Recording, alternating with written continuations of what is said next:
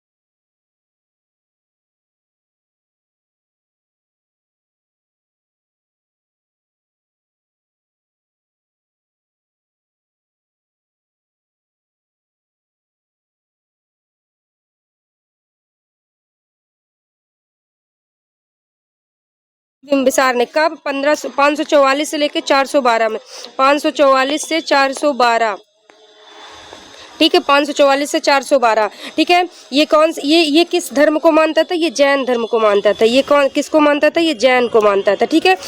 और मतलब हर्यक वंश का संस्थापक कौन था, हर्यक वंश का संस्थापक यही था। इसने मगध का विस्तार किया था, इसने मगध को विस्तार किया था।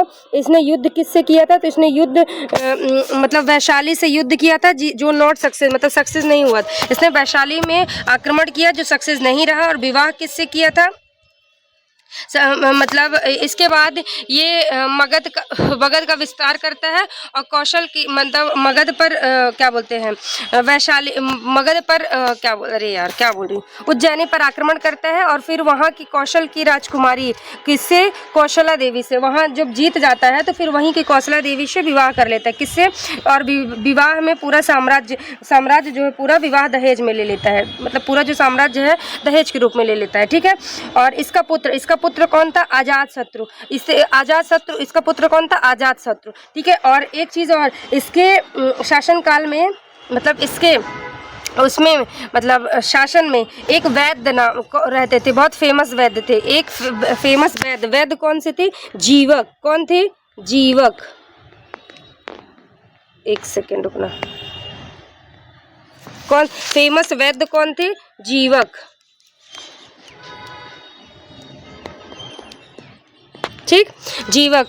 इनको जो क्या बोलते हैं, मतलब जो उज्जैन के वो राजा जो है बीमार थे, तो उनके मतलब तबीयत ठीक नहीं थी, तो उनकी दवाई के लिए भेजते हैं और फिर वो ठीक हो जाता है, तो वो अपनी बहन से इनका विवाह करवा देते हैं, ठीक है। तो ऐसे ही फिर एक तरह से फिर वैशाली, मतलब ये उज्जैनी वाला एरिया भी इनमें मिल गया, ठीक है।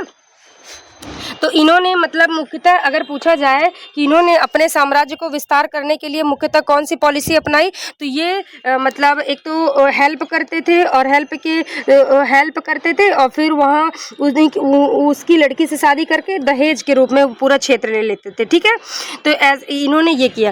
फिर इनका बेटा होता है अजातशत्रु। अजातशत्रु जो तो बिंबिसार की हत्या कौन करता है? बिंबिसार की हत्या उनका बेटा ही करता है। उसका बेटा क्या था? नाम था अजातशत्रु। कौन था? अजातशत्रु। कौन था? उसका बेटा अजातशत्रु। बिंबिसार की हत्या कौन करता है? अजातशत्रु। ठीक है, बिंबिसार को इसको पित्र की हत्या कर सिंहासन पर बैठा है। इसकी राजधानी कौन सी थी? इसकी राजधानी थी पाटली मतलब जो पहले देखो इसके समय पर क्या क्या होता है। देखो अजातशत्रु इसे पहली बात तो ये पिता को मारने के कारण इसको क्या बोलता है? पितृहंता बोलते हैं, पितृहंता। ठीक है, इसे पितृहंता के नाम से शत्रुनाशक भी बोला जाता है, शत्रुनाशक।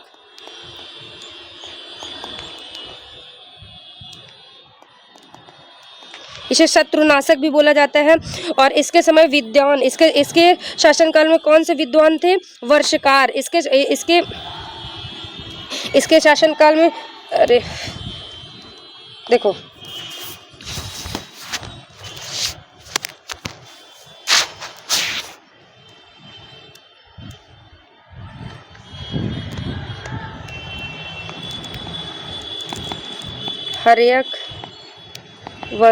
हर्यक वंश में पहले कौन आएंगे? बिंबिसार आएंगे। कौन? बिंबिसार। सेकंड कौन आएगा? सेकंड आएगा अजातशत्रु। सेकंड कौन आएगा? अजातशत्रु। ठीक है, इसने अपने पिता की हत्या करके मतलब ये अपने पिता की हत्या करके सिंहासन पर बैठता है। सॉरी, ये अपने पिता की मतलब हत्या करके सिंहासन पर बैठता है, इसीलिए इसे किस नाम से जाना जाता है? पितृहंता के नाम से बोला जाता है। किस नाम से जाना जाता है?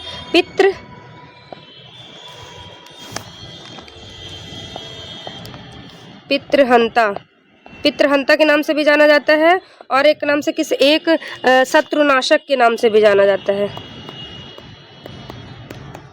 शत्रुनाशक। ठीक है, शत्रुनाशक के नाम से भी इसको जाना जाता है। ठीक है, इसके बाद शत्रुनाशक के इसके समय पर चौथी बौद्ध संगीति होती। इसके समय पे क्या होता है? इसके शासनकाल में फोर्थ बौद्ध संगीति, फोर्थ नहीं, फर्स्ट, सॉरी, अरे मेरे दिमाग में कुछ और चल रहा था। इसके शासनकाल में क्या होता है? फर्स्ट बौद्ध संगीति। इसी के शासनकाल में जो मतलब वो बुद्ध जी है तो उनका महापरिनिर्वाण हो जाता है। इसी कारण फिर तो इसके शासनकाल में क्या होता है? पहली बौद्ध संगीति होती है, पहली बौद्ध संगीति। ठीक है, इसमें अध्यक्ष कौन था?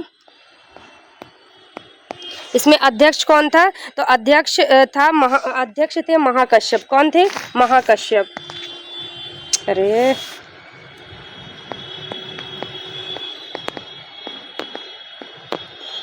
ठीक है, महाकश्यप थे। ये कब होती है ये भी याद रखना, 483 में, 483 AD में। ठीक है, 483 AD में होती है। ठीक, इसके बाद और इसके शासनकाल में इम्पोर्टेंट चीज़ क्या होती है? तो इसके शासनकाल में एक फेमस विद्वान रहते थे। कौन फेमस? इसके शासन में एक फेमस विद्वान है। कौन? उनका नाम क्या है? फेमस विद्वान,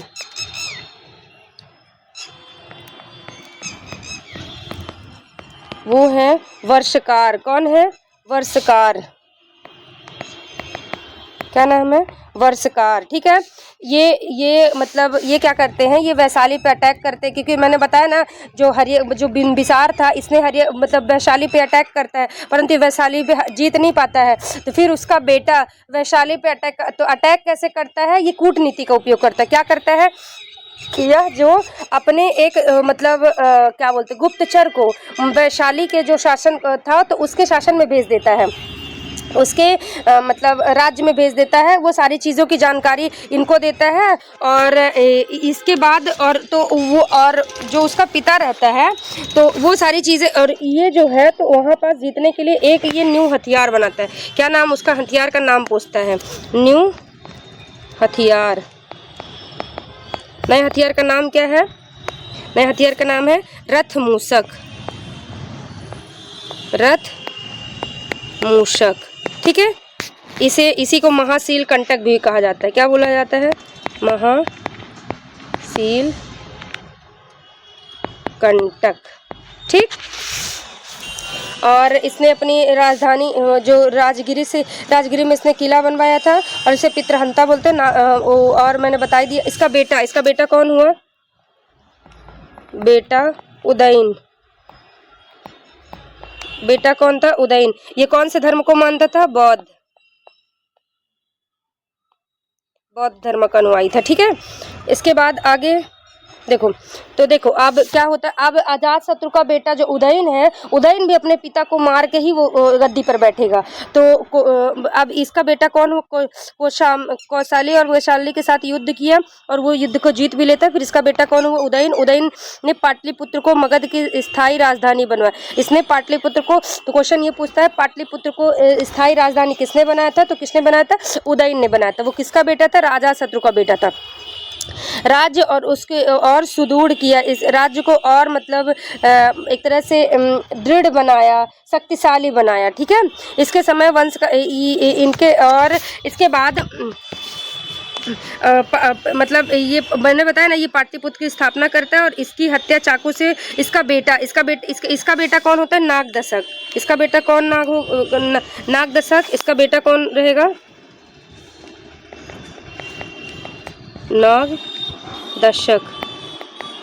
नागदशक। ठीक है, तो उदयन की हत्या कौन कर देगा? नागदशक कर देगा, कैसे? चाकू से मार दे। फिर इसका जो ये बेटा रहता है नागदशक, तो ये बहुत ज़्यादा ऐसे जानकार नहीं रहता, तो जो नागदशक का सेनापति होता है वो उसको मतलब नागदशक को मार देता है और फिर से शिशुनाग वंश की स्थापना करता है। तो इसको मारता कौन है? इसके बेटे को मारता कौन है? ये पूछता है। इसको मारा किसने? तो इसको मारा शिशुनाग ने।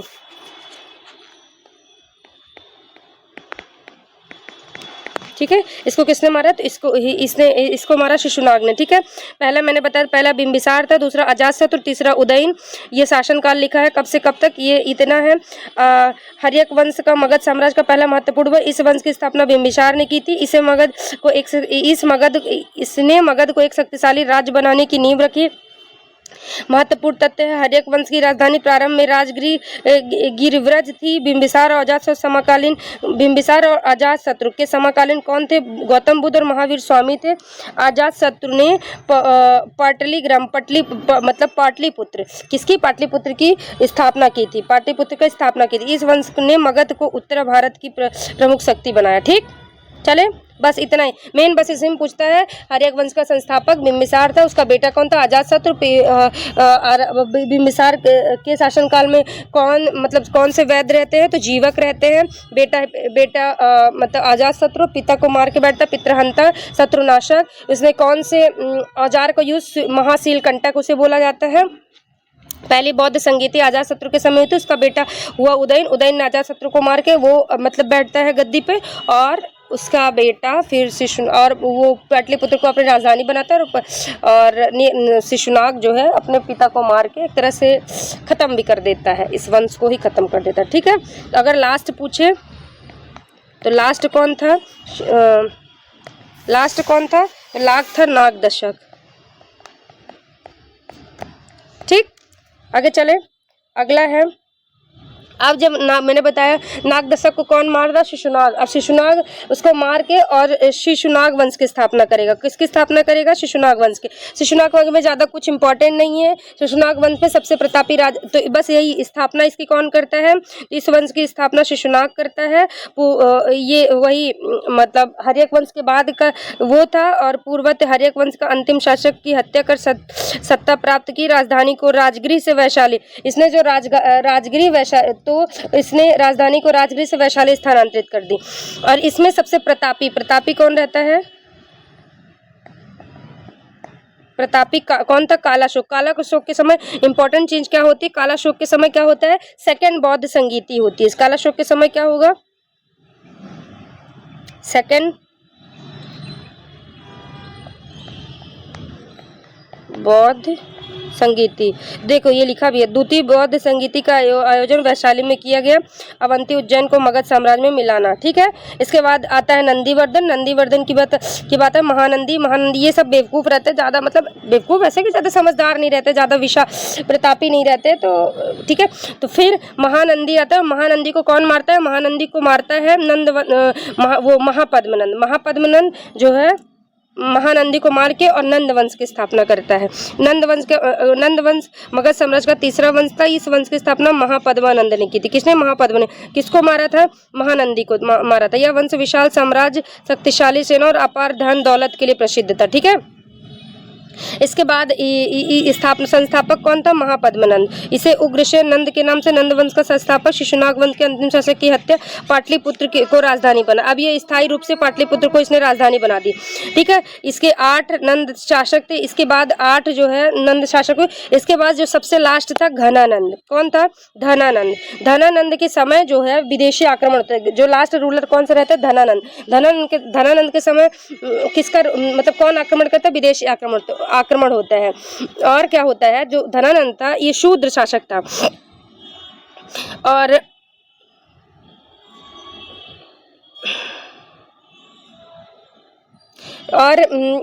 शूद्र शासक था, तो ये मतलब एक तरह से ब्राह्मणों से ना बहुत घृणा करता था।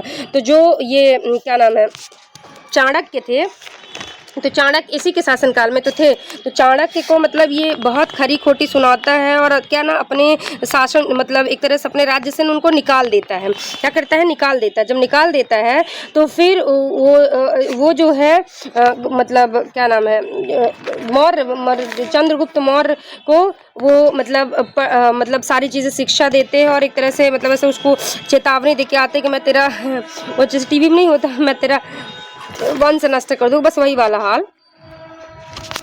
तो उसको ऐसे चेतावनी उतारने देते। हाँ, तो मेन क्वेश्चन ये पूछता है इसके शासनकाल में किसका आक्रमण होता है? तो ईरान का आक्रमण होता है, ठीक है। तो ईरान का आक्रमण होता है।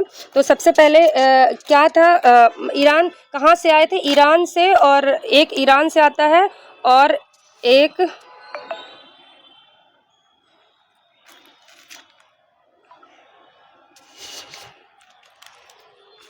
ईरान से आता है। देखो मैंने बताया कि कहाँ किसका आक्रमण होता है। एक तो ईरान का आक्रमण होता है और एक यूनान का आक्रमण होता है। ये कहाँ से आती है? मध्य एशिया से आए थे। तो देखो ईरान की आज के प्रेजेंट टाइम पे फारस को बोलते हैं। यहाँ किसका शासनकाल था? यहाँ हकमनी वंश का शासनकाल था। देखो क्या होता है कि इसके शासनकाल में दो आक्रमणकारी आए। कौन कौन से? 2 आक्रमणकारी आए, 2 अटैक, ठीक है। पहला कौन सा है? पहला आता है ईरान, दूसरा यूनान, ठीक है। ये दोनों अटैक करते हैं। तो यूनान कहाँ था? ये मकदूनिया का था। ये कहाँ का था? मकदूनिया का। ये कहाँ का था? ये मकदूनिया का था। और ईरान ईरान का किसको बोलते हैं? फारस को बोलते हैं। तो ये ईरान का कौन था? हेरियस फर्स्ट था। यहाँ का हेरियस फर्स्ट। यहाँ किसका शासन था? तो यहाँ हकमनी वंश का शासन था। किसका? हकमनी वंश का शासन था, ठीक है। तो ये लोग ना ये ज़्यादा मतलब ये जब अटैक करते हैं तो ये नहीं ज़्यादा आगे तक नहीं आ पाते हैं। ये मतलब एक तरह से जीत नहीं पाते, तो ये लौट जाते हैं। इसके बाद जो यूनान जो है ये कहाँ से आए थे? मैंने अभी बताया मकदूनिया का कौन था? सबसे पहले कौन आक्रमण किया था? पहला विदेशी आक्रमण सिकंदर। क्या करेगा? जब यहाँ कौन अटैक करेगा? सिकंदर, ठीक है। तो क्या करता है जो सिकंदर जो है 356 ईस्वी में मतलब ये इसका अटैक करता है, ठीक है। और जो सिकंदर था, सिकंदर के पिता का नाम फिलिप था और माता ओलंपिया थी और जो वाइफ थी इसकी रेक्सोना थी। इसकी पत्नी का क्या नाम था? इसकी पत्नी का नाम था रेक्सोना। सिकंदर, चलो लिख देती हूँ। सिकंदर का जन्म 356 ईस्वी में कहाँ? मिसोडोनिया में हुआ था। कहाँ?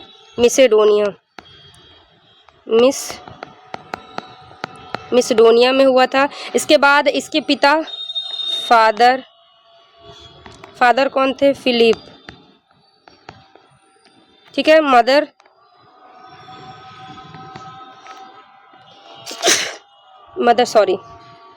कौन थी? मदर थी ओलंपिया।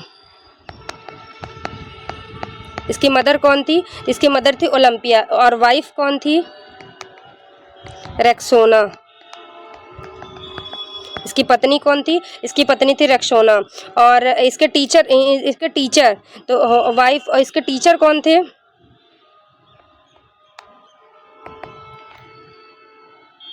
अरस्तु।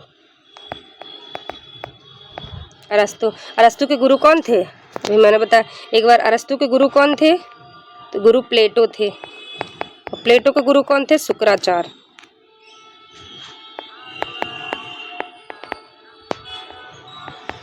ये फिर प्लेटो को मतलब जो अल्बतून था, इसने प्लेटो को जहर दे के मार डाला था। ठीक है।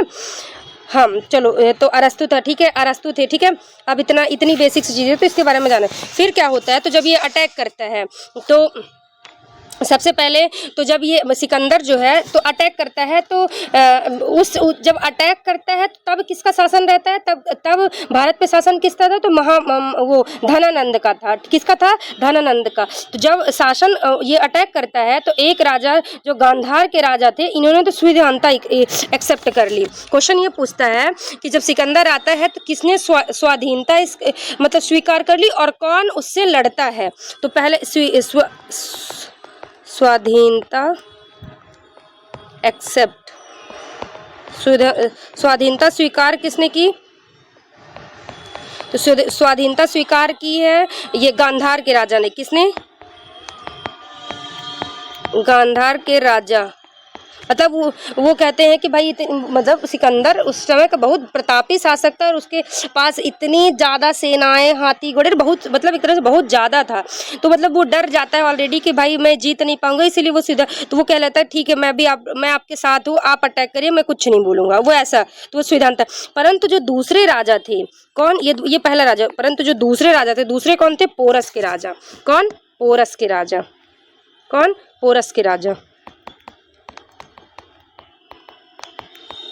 क्वेश्चन पूछता है कि पोरस के मतलब कौन सिकंदर की स्वाधीनता स्वीकार नहीं करता? तो वो कौन थे? पोरस के राजा। और पोरस के जो राजा थे, ये झेलम नदी के तट पर इनसे युद्ध होता है। कब?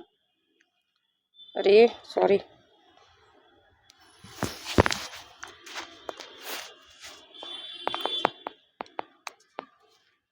झेलम नदी के 326 BC में लड़ाई लड़ी।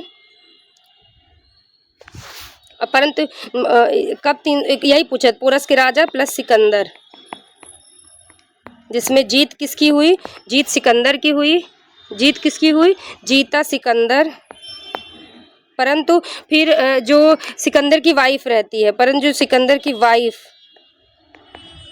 वाइफ थी, ये इनको अपना भाई मान लेती है। ये इसको ना अपना भाई मान लेती है, जिसके कारण जो क्या बोलते हैं, ये जो रहता है। परंतु देखो तो मतलब जो सिकंदर है तो उसका राजपाट लौटा दे। देखो क्या होता है कि ये जीत तो जाता है, परंतु फिर भी मतलब वो हार नहीं मानते। वो क्या करते हैं कि जो इसकी सेना थी ना, उसको भिड़काने लगते। देखो अब एक तरह से इराक से पैदल सेना एक तो आ रही है, ऑलरेडी वो थक हार गए हैं, और झेलम नदी उस समय पर बहुत चौड़ी हुआ करती और बहुत उफान वाली नदी थी। तो उसने ना ऐसी एक अफवाह फैला दी कि जो इस नदी को पार करेगा तो वो मर जाएगा, जो इस नदी को पार करेगा तो वो मर जाएगा। तो क्या होता है, और कुछ ना ऐसे कुछ लोगों को खाना पीना देने में कुछ मिलवा देता है। तो कुछ लोग सही में वहाँ का मतलब ऐसे जाते हैं तो वो मर जाते हैं। तो फिर ना लोग, वो जो उसकी सेनाएं थी वो सारी डर जाती हैं कि भाई हम एक तो थकी हारी ऑलरेडी थी, फिर वो डर जाते कि भाई हमें मरना तो हम नहीं इस नदी को पार करेंगे। तो जिससे जो उसकी सेना थी वो पीछे हट जाती है और झेलम नदी को पार करने से रुक जाती है। तो क्वेश्चन यही पूछता है कि किसने झेलम नदी के तट पर सिकंदर का सामना किया था? तो किसने? पोरस के राजा ने। ठीक है। और फिर उनको अपना भाई मान लेती है। भाई का इनके रेक्सोना जो है इसको अपना भाई मान लेती है, और क्या बोलते हैं, राखी बांध देती है। ठीक है। इसके बाद जो सिकंदर है वो वापस चला जाता है। क्या करता है? सिकंदर वापस जाता है। जब सिकंदर वापस जाता है तो फिर उसका जो उसका, एक सेकंड देखो, सिकंदर रिटर्न,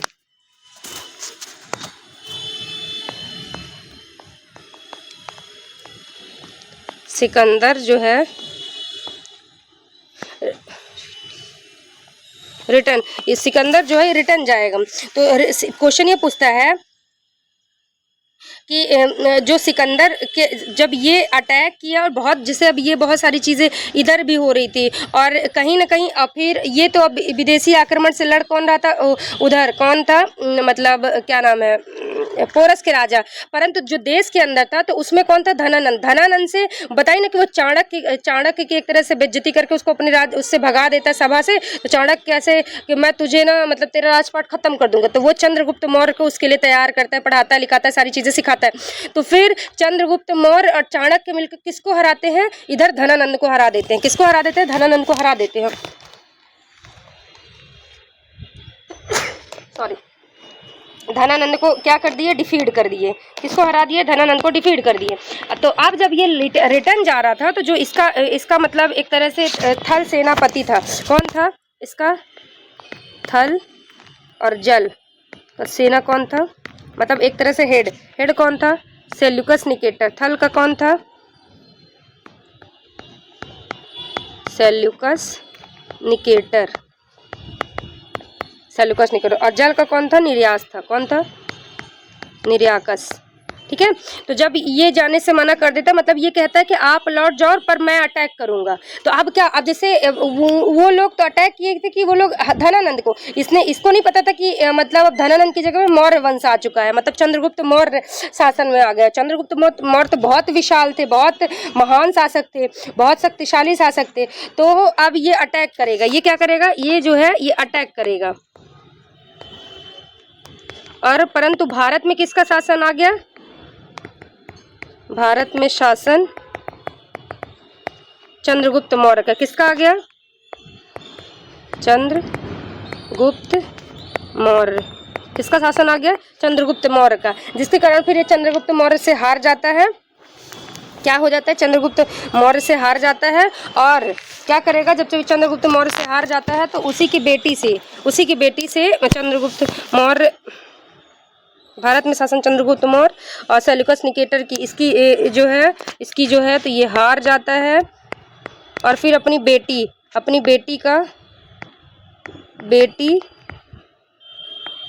की शादी किससे कर देता है, चंद्रगुप्त मौर्य से। बेटी का नाम क्या रहता है, बेटी का कार्नेलिया, क्या नाम रहता है, कार्नेलिया। ठीक है, और इसकी बेटी से जाना, धनानंद की बेटी को हरा दिया तो उसकी भी बेटी से शादी कर लेते हैं। धनानंद की बेटी रेक्सोना, क्या नाम रहता है, नहीं दुर्धरा नाम रहता है, सॉरी दुर्धरा। ऐसा रहता है कि मतलब ये थोड़ा इसका पिता मतलब इतना क्रूर शासक था, तो इसकी बेटी को ये चंद्रगुप्त मौर्य अपने प्रेम के जाल में फंसा लेता है। जब प्रेम के चंद्रगुप्त मौर्य फंसा लिए तो फिर अटैक किए। तो अब तो वही प्रेम प्रसंग, तो अपने पिताजी को भी छोड़ेंगे नहीं, कलयुग चल ही रहा है उस समय। कलयुग तो मान लो हाँ आ गया था, कलयुग ही तो था। तो वही है कि वो अपने पिताजी को नहीं छोड़ी, तो पिताजी को ना छोड़ के तो चंद्रगुप्त मौर्य का साथ दे देती हैं, जिससे पिताजी की हार हो जाती है। और क्या बोलते हैं, नंद वंश खत्म, अब मौर्य वंश स्टार्ट। परंतु इनको ये नहीं पता रहता है कि आगे जाके एक और ला लेगा। फिर दूसरी जो कार्नेलिया है तो उसकी मतलब दूसरे सेल्यूकस ने दुर्धरा से विवाह कर लिया और दहेज में पूरा पाकिस्तान और अफगानिस्तान ले लिया। जैसे उधर से सिकंदर जीतता हुआ ना आया था, तो दहेज में,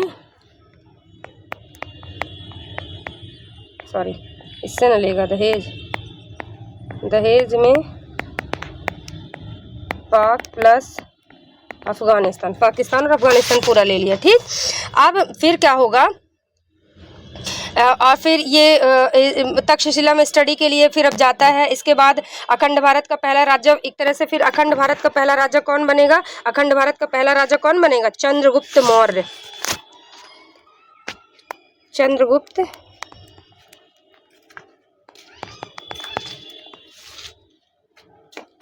चंद्रगुप्त मौर्य। तो अखंड भारत का पहला राजा कौन बना? वो था चंद्रगुप्त मौर्य। ठीक है। और मैंने बताया ये अटैक कर देते, और जो ये सेल्यूकस निकेटर है ये वापस चला जाता है। और जो जैसे इसकी बेटी थी, अब ये बेटी तो अंग्रेजी बोलेगी, अब उस समय अंग्रेजी यहाँ कोई नहीं जानता था, तो ये अपनी बेटी के हेल्प के लिए, किसके लिए? बेटी की हेल्प के लिए। किसके लिए? इसकी हेल्प के लिए। इसकी हेल्प के लिए। किसके लिए? हेल्प के लिए।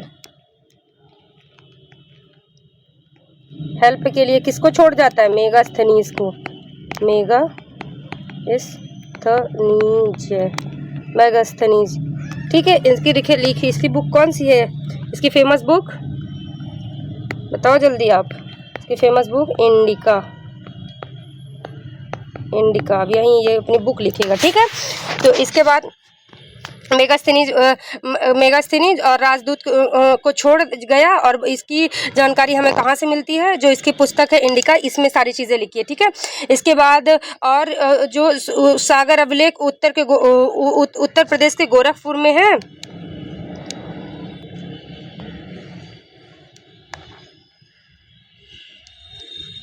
अब आ गया मौर्य डायनेस्टी। ठीक है।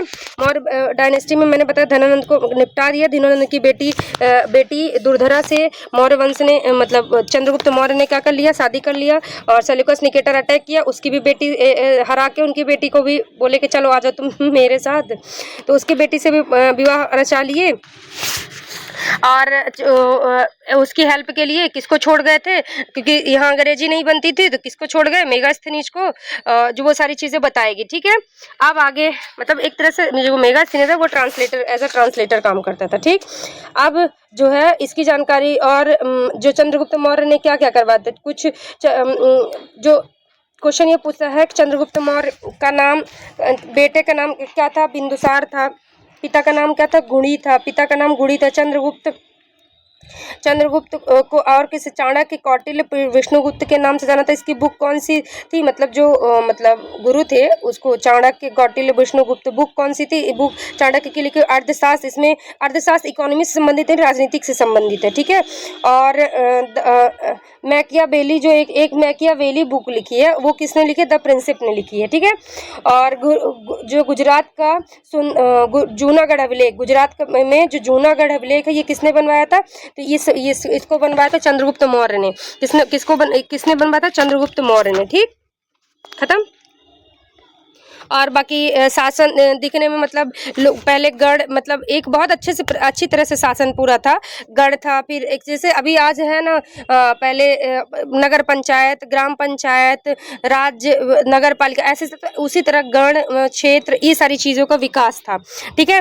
और हेल्प के लिए राजा होता, मंत्री आमंत्रण के लिए मंत्री जो सारी चीज़ों की देख रेख करता था। ठीक है। आगे मैं इस मतलब मौर्य वंश के जो वो थे, सारी चीजें मैं आगे बताती हूँ। देखो, इसके बाद चंद्रगुप्त का बेटा कौन होता है? इसका बेटा कौन होगा? बिंबिसार। कौन अब होगा इसका? सॉरी, बिंबिसार नहीं, बिंदुसार। बिंबिसार कौन था? हर्यक वंश का संस्थापक। अब बिंदुसार कौन होगा? ये चंद्रगुप्त का बेटा होगा। ये चंद्रगुप्त का पुत्र होता है। और इस पिता चंद्रगुप्त होता है। किससे होता है? मतलब किस बच्चे से ये जन्म लेता है? तो इसकी माता कौन रहती है? तो माता रहती है दुर्धरा। और फिर बिंदुसार का बेटा कौन होता है? सुसीम प्लस मतलब अशोक। बिंबिसार का बेटा कौन है? अशोक और सुसीम, मतलब और बहुत सारे बेटे रहते हैं। मतलब बताती हूँ। फिर देखो, पिता चंद्रगुप्त हुआ और माता कौन थी? दुर्धरा थी। ठीक है। ये इसके समय दो विदेशी, मतलब इसके समय में दो विदेशी आए थे। कौन आए थे? कौन कौन आए थे? इसके समय में दो विदेशी आए थे। बिंबिसार के समय में, देखो लिख देती,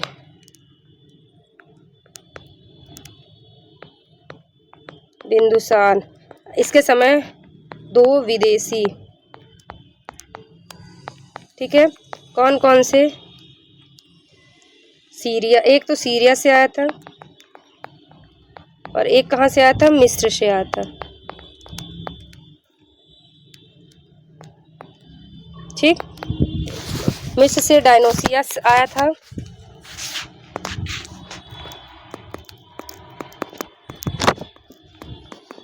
डायनोसियस आया था। और सीरिया से कौन? डायमेकस आया था।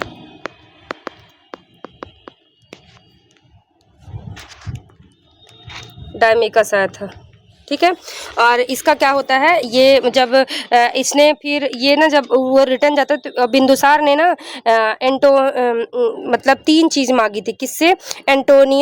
एंटियोकिस से। किससे? एंटियोकिस से 3 चीज़ मांगी थी। वो 3 चीज़ पूछता है कौन कौन सी थी। क्या मांगी थी? 3 चीज़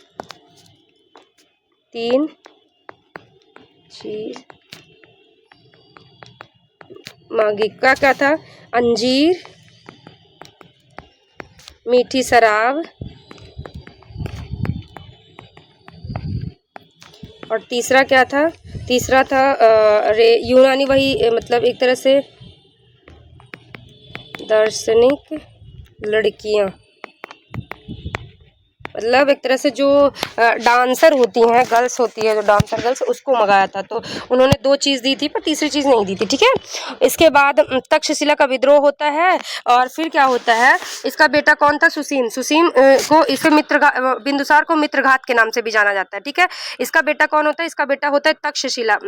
इसका बेटा जो है मतलब सॉरी, बेटा कौन था? सुसीम। तक्षशिला का उसी समय ना तक्षशिला का विद्रोह हुआ था। ठीक है, बड़ा पुत्र तो सुसीम जो है, तो ये भेजता है बेटे को, सुसीम को, कि जाओ इसको तुम संभालो। तो जो सुसीम है तो वो संभालने में मतलब असमर्थ रहता है, मतलब वो नहीं संभाल पाता।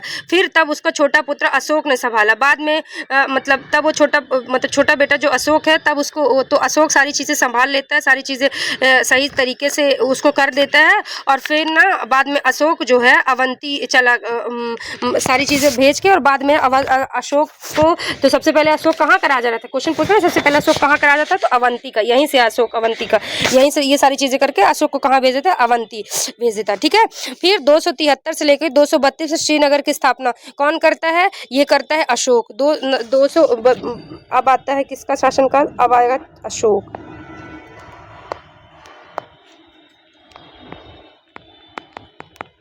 कौन है? अशोक। ठीक, अब अशोक को देखो, ये इसका शासनकाल ये कब से है? 273 से लेके 232 तक, सॉरी हाँ 273 से लेकर 232 तक रहता है। ठीक है, 273 से क्या रहेगा? 273 से लेके 32 तक रहता है। और इसका शासनकाल कहाँ से रहता है? मान लो ये एक मैप बना दूँ तो इधर काठियावाड़ गुजरात में, काठियावाड़, ठीक है, और इधर तुम ले लो बंगाल, और उत्तर में ले लो अफगान, और दक्षिण में ले लो कर्नाटक।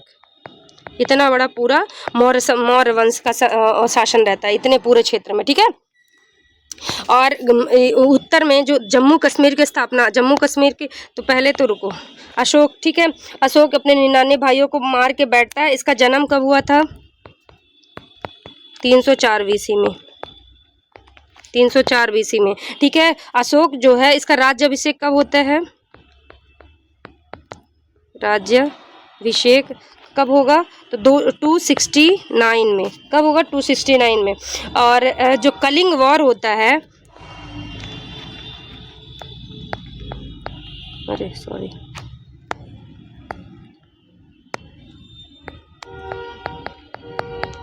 कलिंग युद्ध कब होता है?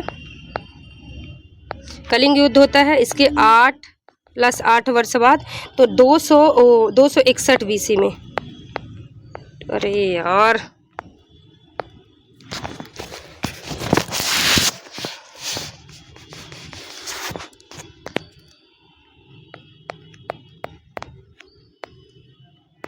टू 261 BC में। ठीक है, 8वें वर्ष। ठीक है, इसमें इसकी जानकारी हमें कहाँ से मिलती है? तो इसकी जानकारी हमें इसके 13वें शिलालेख से मिलती है।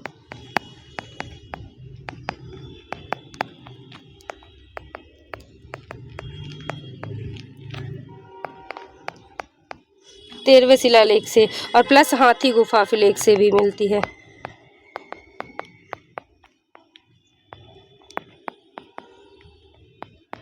अभिलेख से भी मिलती है। ठीक है, और जब ये कलिंग पर युद्ध करता है तो उस समय कलिंग पर क्वेश्चन पूछता है किसका शासन था? तो किसका था? चेदी वंश का शासक था।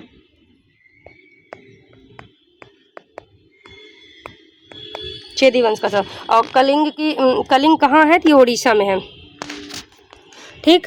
और मैंने बता दिया जन्म 400 BC में, ये राज्याभिषेक कब हुआ 269 BC में, ठीक है। 8 साल बाद कलिंग में कलिंग पर मतलब अटैक करता है अपने नानी भाइयों को। इसने एक चीज़ और की थी, जम्मू कश्मीर की स्थापना किसने की थी? श्रीनगर की जो स्थापना है, श्रीनगर स्थापना इसी ने की थी। अशोक ने श्रीनगर की स्थापना की थी। इसकी जानकारी हमें कहाँ से मिलती है? राज तरंगिणी बुक से, राज तरंगिणी बुक से जानकारी मिलती है। एक मोस्ट इम्पॉर्टेंट क्या हुआ था इसके साथ, थर्ड बौद्ध संगीति,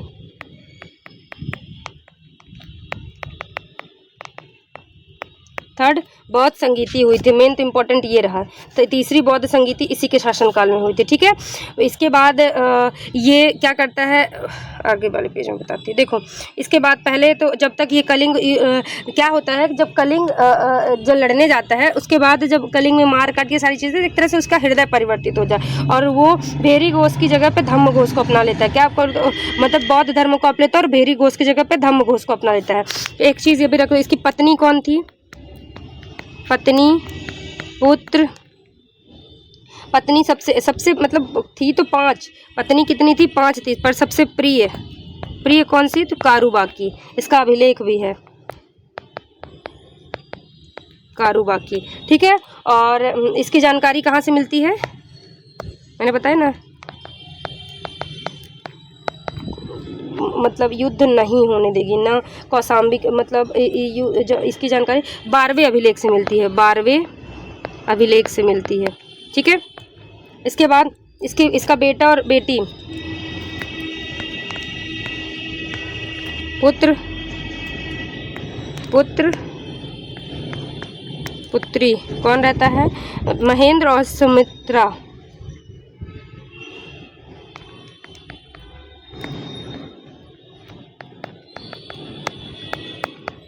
ये कहाँ जाते हैं? ये श्रीलंका इनको भेजता है, श्रीलंका भेजा था बौद्ध प्रचार के लिए। अरे काहे के लिए भेजता है? बौद्ध प्रचार के लिए भेजता है, ठीक है। काहे के लिए भेजता है? बौद्ध का प्रचार करने के लिए, ठीक है। इसके बेटा कौन था? महेंद्र। बेटी की तो सुमित्रा, ठीक है। और क्या बोलते थे, और ये देखो जो मैंने बताया कि जब ये कलिंग का युद्ध तो भेरी घोष की जगह पे धम्म घोष को अपना लेता है।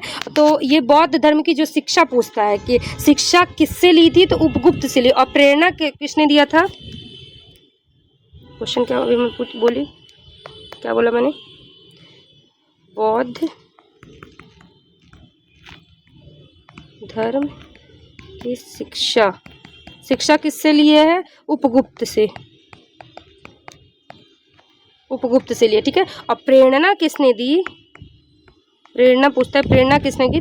निग्रोध ने। ये इम्पोर्टेंट है, ये भगवान बुद्ध के शिष्य थे, ठीक है। निग्रोध से ये प्रेरणा लेते हैं। और इसके बाद और प्लस जैसे ये ना भेरी घोष की जगह में मैंने बता दिया धर्म घोष को सर्वाधिक स्तूप इसी ने बनवाए थे। सबसे बड़ा स्तूप सांची का स्तूप है।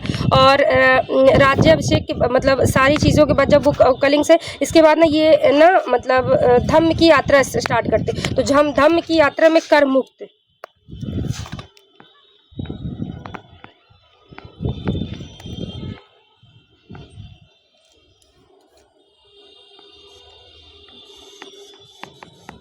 हो गया, ये पता नहीं अब इसको क्या हो गया। देखो तो अरे हो गया, वैसे देख लो। बाकी इस स्लाइड में लिखा हुआ धर्म की यात्रा है, धम्म की यात्रा चालू करता है राज्याभिषेक के जैसे 8वें वर्ष ये कलिंग लोग, और कलिंग के 2 वर्ष बाद मतलब एक तरह से राज्याभिषेक के 10 वर्ष बाद धम्म की यात्रा स्टार्ट करता है। और बौद्ध का प्रचार करता है। और 20वें वर्ष राजवंशी के 20वें वर्ष लुम्बिनी से टैक्स हटा देता है। क्या हटा देता है? जो लुम्बिनी में धम्म यात्रा में, जैसे जो लुम्बिनी जाते थे, मतलब एक तरह से जहाँ बौद्ध जी मतलब ये गौतम बुद्ध का जन्म हुआ था, जो वहाँ जाते थे, जो वहाँ टैक्स लगता था उसको कर मुक्त कर देता है, मतलब टैक्स फ्री कर देता है। ठीक है, कई सारे अभिलेख बनवाया था ये, जैसे कर्ण, सुदामा, झोपड़ा, विश्व झोपड़ा, गया की बराबर पहाड़ियों में इसने बनाया था। गया की बराबर पहाड़ियों में कर्ण, सुदामा और चोपड़ा, विश्व झोपड़ा कहाँ किसने बनवाया था? इसी ने बनवाया था। प्रमुख अभिलेख रूमनदेही अभिलेख कहाँ है? लुम्बिनी नेपाल में है। और कारूबाकी अभिलेख कौसाम्बी में, अकबर में, कौसाम्बी में इसको अकबर लेके आया था। टोपरा दिल्ली लेके आया था। टोपरा फिरोज शाह तुगलक, डोपरा को कौन लेके आया था? दिल्ली फिरोज शाह तुगलक लेके आया था। और एक मेरठ से दिल्ली लेके आया था फिरोज शाह तुगलक। ठीक है, और एक और रामपुरवी, लोहरिया, नंदगढ़, लोहरिया में अजोर, ये कहाँ? ये बिहार में है। कलिंग का प्रमुख स्पेशल मैंने बताया वो मतलब 13वें नंबर में लिखा है। और इसका जो पूछता है सबसे छोटा स्तंभ कौन था? लुम्बिनी था सबसे छोटा। और इसकी डेथ कब होती? 232 BC में इसकी डेथ हो जाती। इसकी वाइफ और भी थी, जैसे महादेवी थी, पद्मावती थी, कारूबाकी तो मैंने बताया कारूबाकी सबसे प्रिय थी। ठीक है, अब देखो और सारी चीज़ें इसी में लिखी है। देखो मैंने बताया आगे कौन था? बिंदुसार था। बिंदुसार को भी हमने पढ़ लिया। अब था अशोक सम्राट, मौर्य वंश का सबसे महान शासक, कलिंग युद्ध के बाद बौद्ध धर्म को अपनाया। ठीक है, तीसरी बौद्ध संगीति इसी के समय हुई थी। इसके बाद मतलब यहीं से एक तरह से मौर्य डायनेस्टी का जो एक तरह से गोल्डन पीरियड होता है, फिर यहीं से धीरे धीरे खत्म होने लगता है। मतलब इसके बाद ना कोई महान सम्राट नहीं आएंगे। ठीक है, तो कोई महान सम्राट नहीं बचता। और इसके बाद देखो, इसके बाद अगला आता है दशरथ मौर्य। ये भी ऐसे रहता है। संप्रति सबसे लास्ट होता है बृहद्रथ को कौन हराता है? पुष्यमित्र शुंग हराता है, मतलब मार देता है। कौन पुष्यमित्र कौन था? वो उसका सेनापति था और वो अपने राजा को मार देता। क्या नाम था? बृहद्रथ। ठीक है, तो क्वेश्चन ये पूछता है तो मौर्य वंश का अंतिम शासक कौन था? बृहद्रथ। ठीक है, इस बृहद्रथ के बाद कौन सी डायनेस्टी स्टार्ट होती है? शुंग वंश की स्थापना होती। ठीक है, इनकी प्रारंभिक राजधानी हमेशा इनकी राजधानी पाटलिपुत्र, वर्तमान पटना बिहार थी। इतनी प्रशासनिक व्यवस्था कैसी थी? देखो, सर्वोच्च शासक सर्वोच्च जो सबसे बड़ा हेड होता था वही राजा होता था। उसके बाद मंत्रिपरिषद, चाणक्य की सलाह से मंत्रिपरिषद का गठन किया था। प्रांत होते थे, प्रदेशी शासक कुमार अर्थ प्रांत होते थे। इनकी देखरेख के लिए कुमार और अर्थ पुत्र की स्थापना की थी। नगर प्रशासन मतलब छोटे छोटे नगर, हर चीज़ जैसे आज की डेट पे हमारा सारा ये लोकल गवर्नेंस है ना, उसी तरह उस समय पे हुआ करता था। ठीक है, और जासूसी के लिए गुप्तचर भी रखे रहते। जासूसी के लिए क्या रखे रहते? तो गुप्तचर भी रखे थे। और जैसे मौर्य वंश की प्रमुख उपलब्धियां, एक विशाल संगठित साम्राज्य की स्थापना, सुदृढ़ प्रशासनिक व्यवस्था, जासूसी तंत्र, सड़कों, व्यापार और कृषि का विकास, अशोक के शिलालेख और स्तंभ, स्थापत्य कला, अहिंसा, करुण और नैतिकता का प्रचार। ठीक है, सम्राट अशोक सम्राट अशोक को किस नाम से? देवप्रियादर्शी के नाम से भी देवनंद प्रियादर्शी के नाम से भी जाना जाता है। शासनकाल मैंने बताया 233-232 ईस्वी। धम्म नीति को सभी धर्मों के प्रति समान और अहिंसा का प्रचार। शिलालेख पूरे भारत में हाँ, कौन सी लिपि में है? तो ब्रह्मी और खरोष्टी। कौन सी? ब्रह्मी और खरोष्टी। क्वेश्चन, ये एक क्वेश्चन मैं आपसे पूछ रही हूँ कि जो अशोक के जो शिलालेख थे सबसे पहले किसने खोजा था? ये आप मुझे कमेंट सेक्शन में बताओगे। ठीक है, और कलिंग मैंने बताया 261 ईस्वी में हुआ था। ठीक है, और कुछ जैसे कृषि व्यवस्था, वही सारी चीज़ें। बौद्ध धर्म को अपना लिया। चंद्रगुप्त ने सिकंदर को उत्तराधिकारी को हराया। चंद्रगुप्त ने सिकंदर के उत्तराधिकारी को हराया। वही चंद्रगुप्त का सिकंदर का उत्तराधिकारी मतलब वही क्या नाम है, जो उसका थल सेना का सेनानायक था, उसका बेटा भी था। क्या नाम था? Seleucus Nicator. ठीक है, और इसके बाद और देखो अशोक के बारे में कुछ चीज़ें।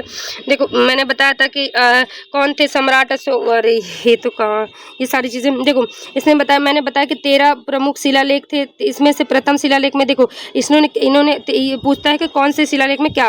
पहले शिलालेख में क्या है? पशु बलि की निंदा की है कि मतलब पशुओं की हमें बलि नहीं देनी चाहिए। किसमें उल्लेखित है? पहले शिलालेख में। द्वितीय, मनुष्य और पशुओं की चिकित्सा और औषधि की व्यवस्था। ठीक है, माता पिता का सम्मान सम्मान, ब्राह्मणों को श्रमणों के प्रति संवेदन, ब्राह्मणों और वृद्धों के प्रति माता पिता का सम्मान, ब्राह्मणों और वृद्धों के प्रति सम्मान की और सदाचार की जो संवेदना है इसका है।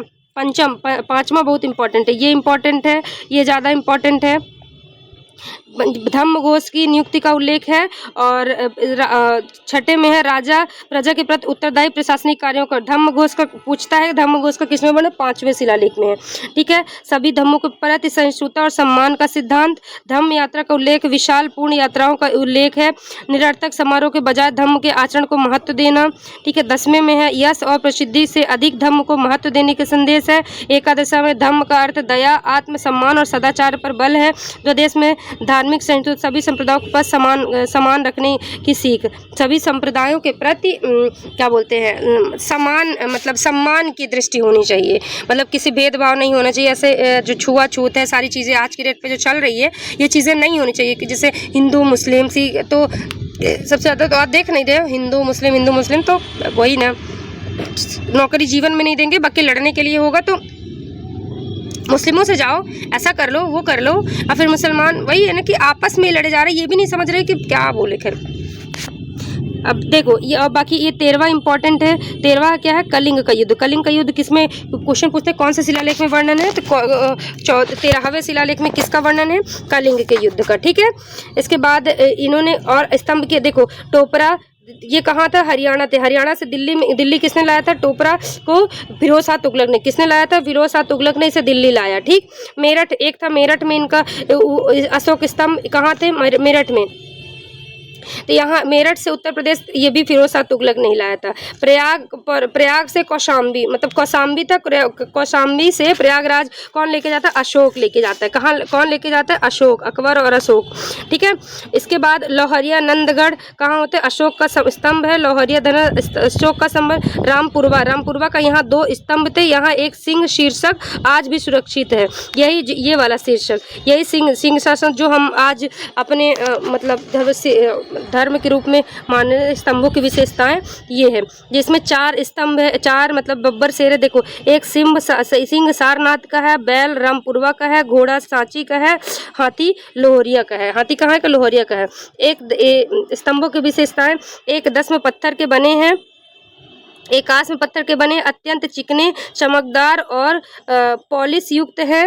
ऊपर पशु मूर्तियां, शीर्ष में बैल हाथी आदि बने हैं। ठीक है, ऊपर जो है यहाँ पशु की चित्र बने और नीचे जो है यहाँ यह पशु और बने हुए हैं।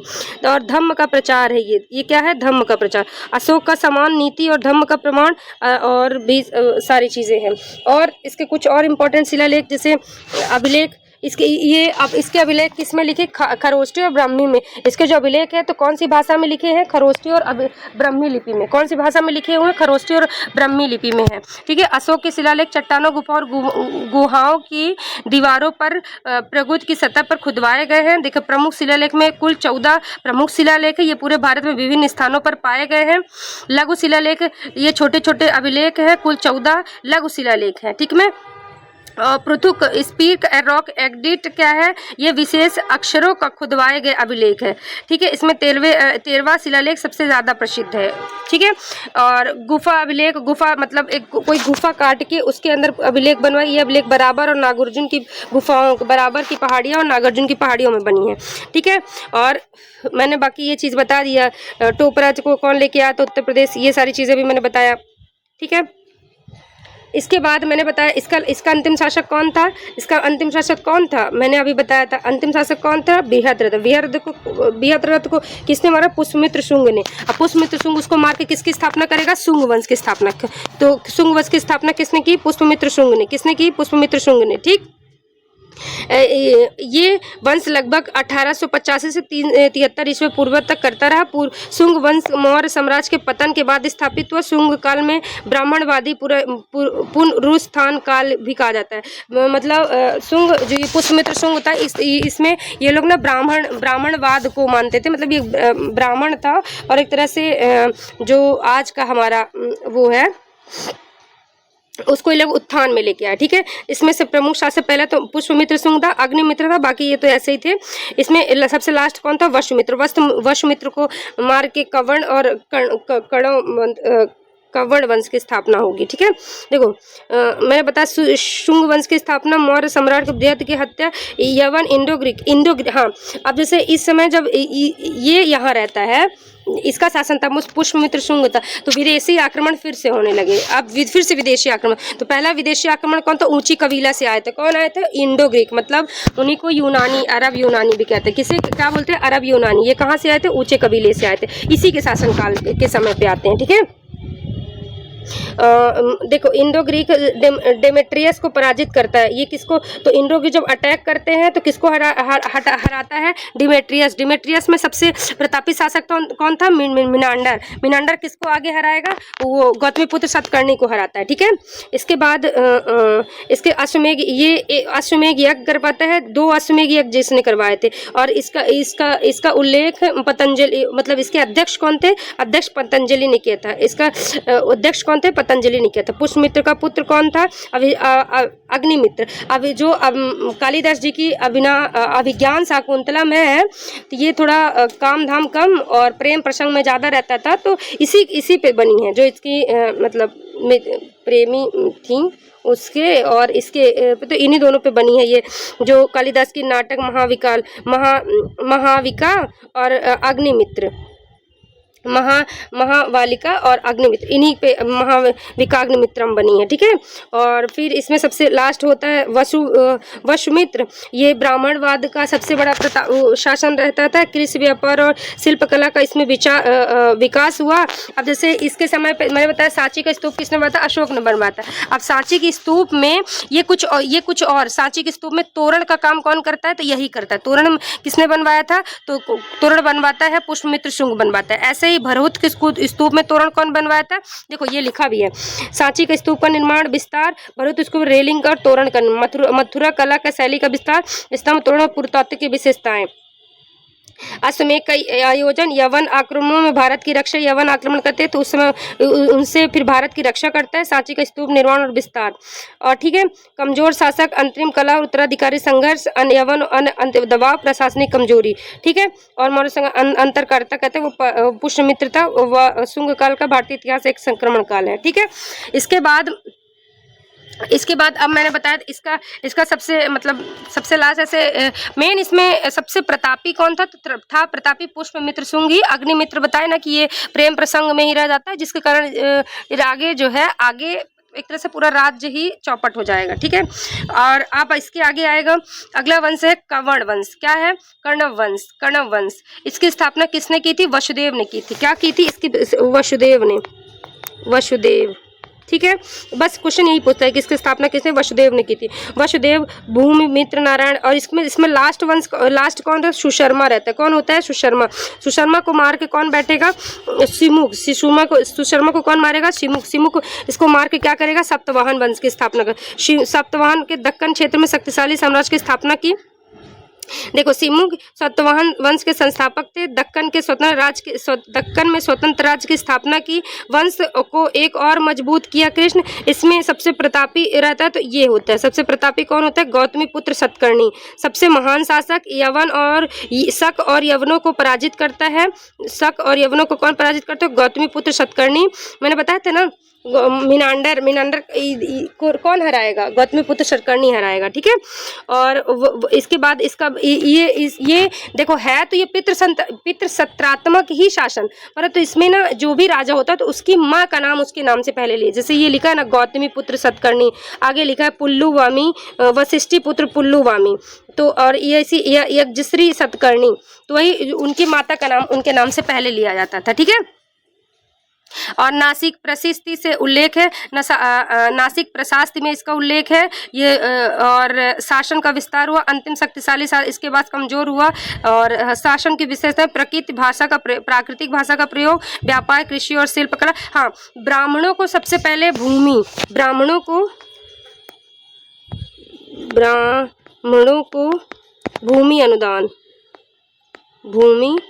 अनुदान स्टार्ट। सिक्के कांच के, सातवाहन वंश से शीशे के सिक्के चलाए जाते हैं। ठीक है, किसके चलाए जाते हैं? शीशे के सिक्के चलाए जाते हैं।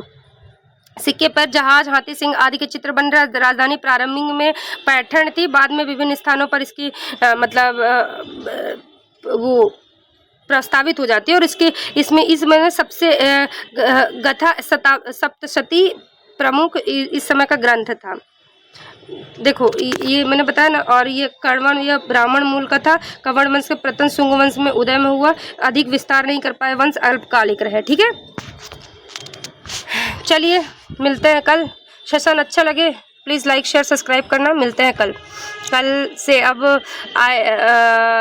हशिन मशुक से मतलब हर्यक वंश हो गया। आज मैंने पढ़ा हर्यक वंश, शिशुनाग वंश, फिर नंद वंश आया, फिर मौर्य वंश आया, फिर शुंग वंश आया, फिर कण्व वंश और सप्तवान वंश, ये खत्म। अब कल ISP के मतलब जो इंडो ग्रीक आक्रमण थे इनको पढ़ेंगे और फिर कल पूरा कुषाण ख़त्म कर दूंगी। ठीक है, इसके बाद हम जाएंगे गुप्त काल वगैरह। मान लो इस वीक में ये इधर वाला पूरा पोर्शन ख़त्म कर दूंगी। ठीक है, चलिए मिलते हैं कल। सेशन अच्छा लगे तो प्लीज़ लाइक शेयर सब्सक्राइब करना। Thank you.